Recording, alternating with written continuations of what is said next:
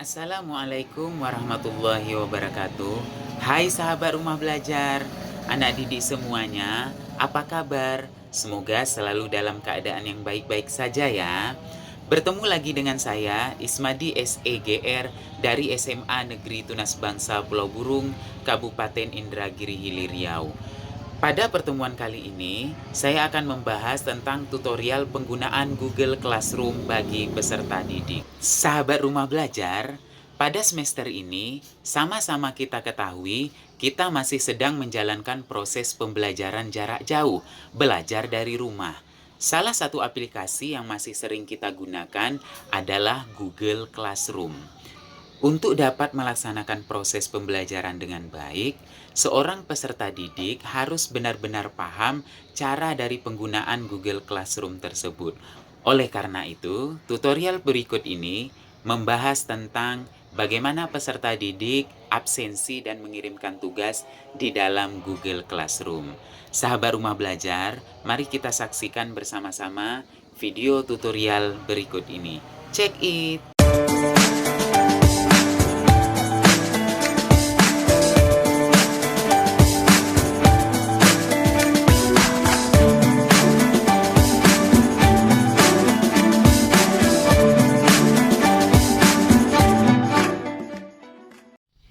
Assalamualaikum warahmatullahi wabarakatuh. Bertemu kembali dengan saya, Bang Ismet Channel. Kali ini saya akan membahas bagaimana cara peserta didik menggunakan Google Classroom dalam hal mengirim tugas dan absensi. Setelah jalan 1 minggu, masih banyak peserta didik kurang memahami dalam hal penggunaan Google Classroom dalam mengirimkan tugas maupun absensi. Baiklah anak didik semuanya, berikut kita sudah masuk ke salah satu akun peserta didik. Di sini sudah menerima tugas yang dikirimkan oleh Bapak Ibu guru kamu. Yang pertama itu misalnya ada absensi, materi, dan tugas. Kita kembali ke tugas. Yang pertama kita harus absensi terlebih dahulu. Ya, di sini kamu sudah mengklik tombol absensi peserta didik materi pendapatan nasional. Perintah dari Bapak Ibu guru kamu, sebelum memulai pembelajaran diharapkan peserta didik absen terlebih dahulu dengan mengklik hadir. Jadi, kamu klik tombol hadir dan kamu serahkan. Ingat ya anak didik semuanya, kamu klik serahkan setelah kamu klik tombol hadir. Ya, sehingga nanti akan tampil hadir bahwa kamu sudah absensi di akun Bapak Ibu guru kamu. Baiklah, kita akan cek langsung di akun Bapak Ibu guru kamu. Di kelas, misalnya kita ambil contoh kelas 11 IPS, kamu sudah mengklik hadir. Nah, di sini sudah tertera satu orang menyerahkan absensi hadir. Nah, di sini jadi seorang peserta didik sudah menyerahkan absensi, berarti dia sudah absen hadir. Tugas guru apa? Ya, tugas guru mengembalikan ke peserta didik kembali bahwa dia sudah hadir. Kalau memang dia terlambat, jelaskan dengan kamu sudah terlambat beberapa menit. Kembalikan ke peserta didik. Ya, itu kita kembali ke akun peserta didik. Setelah kita absensi, tentu kita akan membaca materi, baik itu video maupun materi maupun dalam bentuk media pembelajaran yang sudah diberikan Bapak Ibu guru. Kali ini seorang guru menyerahkan bahan ajar dalam bentuk PDF. Ya, silakan kamu baca materi yang sudah ditentukan. Ya, bisa kamu download. Ya, bisa kamu download materinya. Ya, seperti ini cara downloadnya. Ya, kamu tinggal klik print dan download materi yang kamu butuhkan. Ya, mungkin barangkali materi yang akan kita bahas kali ini misalnya dari poin A sampai C.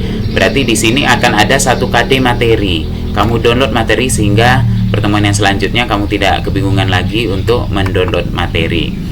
Ya, kembali ke Google Classroom anak didik. Ya, setelah kita membaca materi, di sini kan ada perintah dari Bapak Ibu guru kamu untuk pertemuan 1 baca materi dan poin A sampai dengan C. Kamu baca materinya. Kita lihat tugas selanjutnya. Ada tugas. Kita klik. Setelah peserta didik membaca dan memahami materi poin A sampai dengan C, jawablah pertanyaan berikut. Jelaskan menurut kamu apa itu PDP atau GDP, apa itu PNB atau GNP.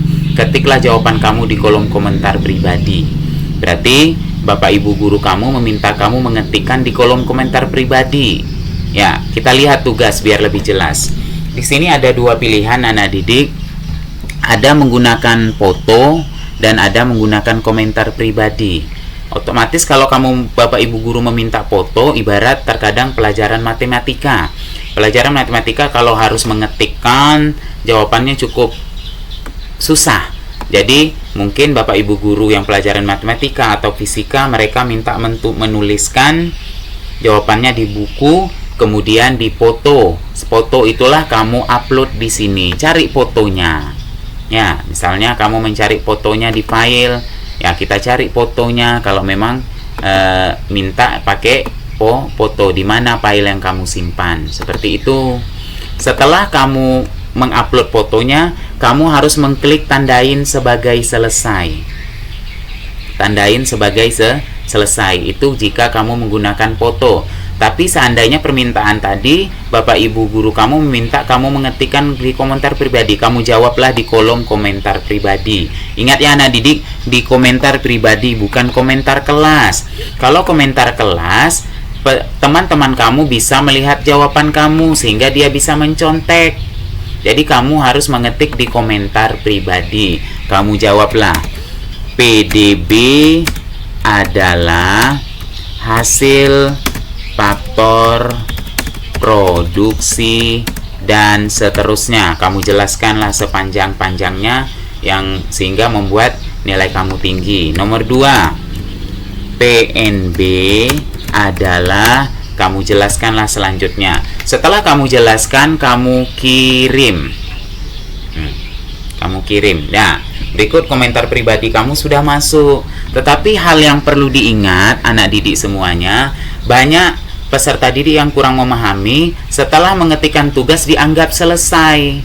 Salah. Kalau kamu hanya mengetik tugas seperti ini, tidak kamu klik tandain sebagai selesai. Bapak ambil contoh seperti ini. Di kelas misalnya 10 IPS.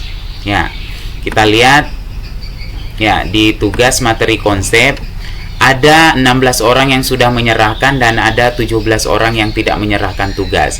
Setelah dicek, ternyata 17 orang ini sebenarnya dia sudah menyerahkan tugas, sudah mengetikkan tugasnya, tetapi dia tidak mengklik tombol tandai sebagai selesai, sehingga tugas yang dia kirimkan tidak masuk ke tab yang diserahkan. Ya, tetapi hanya masuk ke tab yang diberikan atau belum mengumpulkan tugas. Buktinya coba kita cek. Ya, ini contohnya. Peserta didik yang bersangkutan sudah mengetikkan jawabannya, tetapi dia lupa tidak mengklik tombol tandain sebagai selesai. Ya, kita lihat Bapak, kita lihat contoh itu contoh yang sudah Bapak berikan. Kita lihat contoh lain di kelas yang bersangkutan, kelas 11 IPS. Tadi sudah tugasnya sudah diberikan. Ya, ini tugas siswa. Kalau kita lihat di sini, peserta didiknya belum menyerahkan tugas, tetapi tadi dia sudah mengetikkan tugasnya. Kita cek, ternyata benar.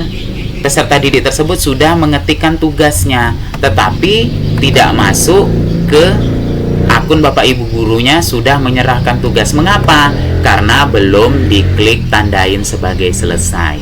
Jadi anak didik semuanya, setelah kamu mengetik tugas kamu, baik secara komentar pribadi ataupun sebagai foto, kamu klik tandain sebagai selesai. Ya, kita cek, sehingga komentar kamu kita cek, kembalikan dulu. Kita cek di tugas kelas, di kelas 11 IPS, di akun Bapak Ibu gurunya.